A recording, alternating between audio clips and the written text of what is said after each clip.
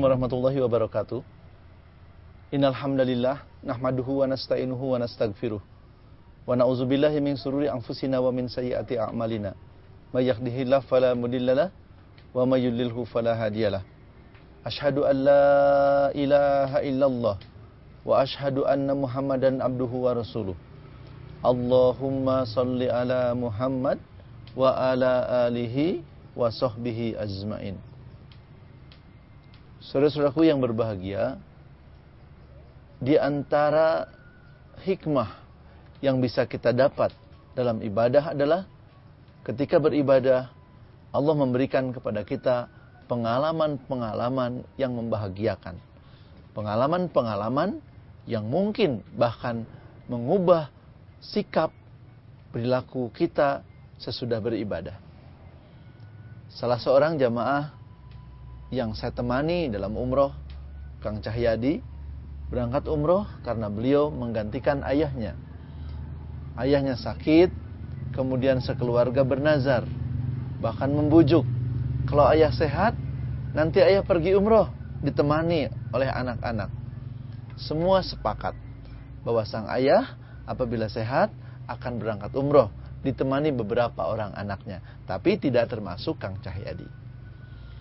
Ketika akhirnya sang ayah akan berangkat umroh, ketika sang ayah sudah dinyatakan sehat dan kemudian mendaftar untuk berangkat umroh bersama anak-anaknya, tidak diduga Allah berkehendak lain.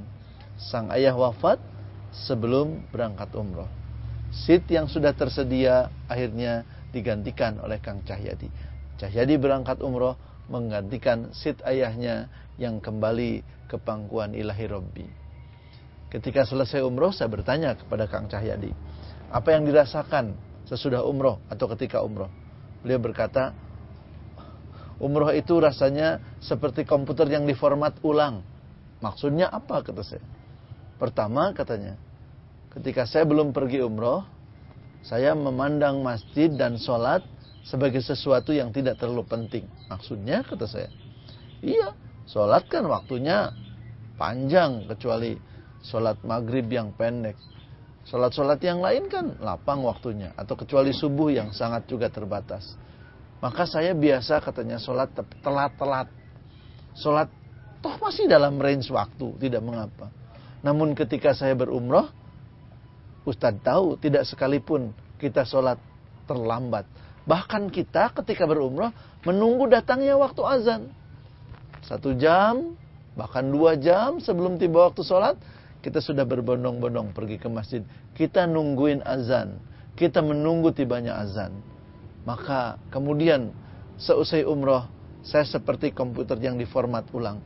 Kebiasaan lama saya, di mana saya menunda-nunda sholat, segera berubah ketika saya pulang umroh. Saya bersegera menyediakan diri dan waktu untuk mengejar sholat tepat pada waktunya, bahkan di awal waktu. Apalagi yang Anda dapat, kata saya. Ketika saya umroh, katanya, Allah betul-betul hadir. Allah betul-betul merespon apa-apa yang saya lakukan. Misalnya, satu hari saya datang ke masjid dengan berniat berwakaf Quran. Saya memilih beberapa Quran. Namun, ya itulah. Paling tidak ada 2 pilihan Quran yang akan diwakafkan. Yang satu harganya kira-kira 60 real. Yang satu harganya kira-kira 15 real saja.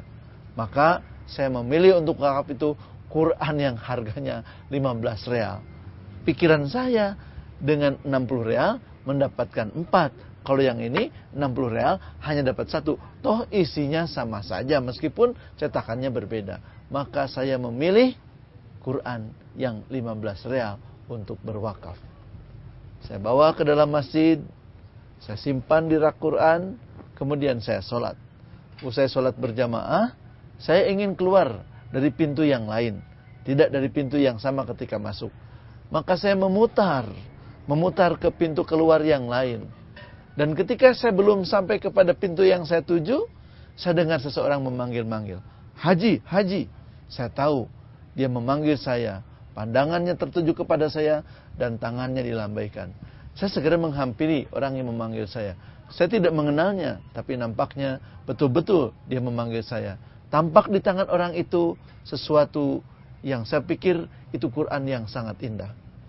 Orang itu tidak banyak berkata, kecuali dia berkata, yalah haji, halal, hadiah. Ketika Quran itu ada di tangan saya, dan orang itu berkata ini halal, ini hadiah, saya segera terpekur maru. Ya Allah, aku memberikan wakaf Quran murah seharga 15 real.